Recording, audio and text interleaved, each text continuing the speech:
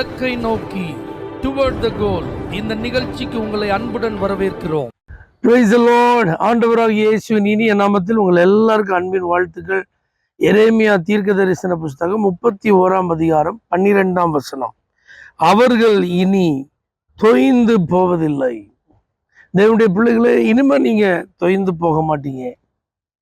இந்த தொய்ந்து போவதில்லை என்கிற அந்த வார்த்தையை சில மொழிபெயர்ப்புல பார்த்தீங்கன்னா, அவர்கள் இனி துன்புற மாட்டார்கள், அவர்கள் இனி ஏங்கி தவிக்க மாட்டார்கள்.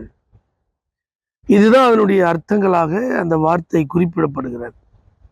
அப்போ உங்களுடைய உள்ளம், உங்களுடைய மனம், உங்களுடைய ஆத்மா அது எந்த விதத்திலையும் துன்பத்தை இனி அனுபவிக்க போகிறதில்லை, அல்லது ஏங்கி ஏக்கத்தோடு இருக்க போகிறதில்லை. எனக்கு இது கிடைக்குமா, இந்த ஆசீர்வாதம் நான் பெற்றுக்கொள்வேனா அப்படிங்கிற ஒரு எதிர்பார்ப்போடு அது நடக்காமலேயே இருக்கிற ஒரு நிலை உங்களுக்கு இருக்க போகிறதில்லை. இந்த வசனத்தின் துவக்கத்துல பார்த்தீங்கன்னா, கர்த்தரிடத்துல அவர் அருளும் நன்மைகளுக்காக ஓடி வருவார்கள் அப்படின்னு இருக்கு. அவர்களுடைய ஆத்மா நீர்ப்பாய்ச்சலான ஒரு தோட்டத்தை போல இருக்கும். அதுக்கப்புறம் இந்த வார்த்தை சொல்லுது. அப்ப பாருங்க, யாருடைய இருதயம் தொய்ந்து போகாது, யாரு ஏமாற்றம் அடைவதில்லை, யாரு ஏங்கி தவிப்பதில்லை, யாரு துன்பத்தையே சகித்து கொண்டிருப்பதில்லை அப்படின்னா, ஆண்டவர் அருளும் நன்மைகளுக்காக ஓடி வருகிறவர்கள். உலகத்தினிடத்திற்கு ஓடுகிறவர்கள் அல்ல, அல்லது மனிதர்களை நோக்கி ஓடுகிறவர்கள் அல்ல. எங்கே எனக்கு வாய்ப்புகள் இருக்கிறது என்று வாய்ப்புகளை நோக்கி ஓடுகிறவர்கள் அல்ல. சூழ்நிலைகளை பார்த்து அதற்கு ஏற்றாற் போல செயல்படுகிறவர்கள் அல்ல.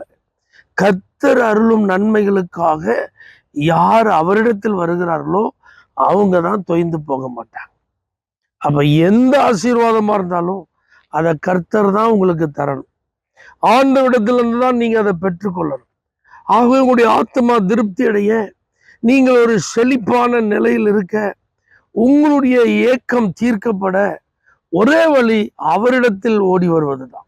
அப்ப இன்றைக்கு நீங்க தீர்மானிங்க, நான் என்னுடைய நன்மைகளுக்காக கர்த்தரிடத்தில் வருவேன், நான் எதிர்பார்க்கிற ஆசீர்வாதங்களுக்காக ஆண்டவரை நோக்கி பார்ப்பேன், என்னுடைய வாழ்க்கையின் ஆசீர்வாதங்கள் அனைத்தும் அவர்கிட்ட இருக்கிறதுனால அவரை மட்டும் நான் தேடி வருவேன்னு சொல்லி தீர்மானம் பண்ணுங்க.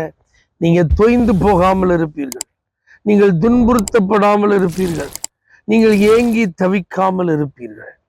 பரலோக தேவனே, எந்த சூழ்நிலையிலையும் ஆத்மாவில் ஒரு தொய்வு ஏற்படாமல் அதை செழிப்பாகவே மாற்றுகிறவர் நீர்.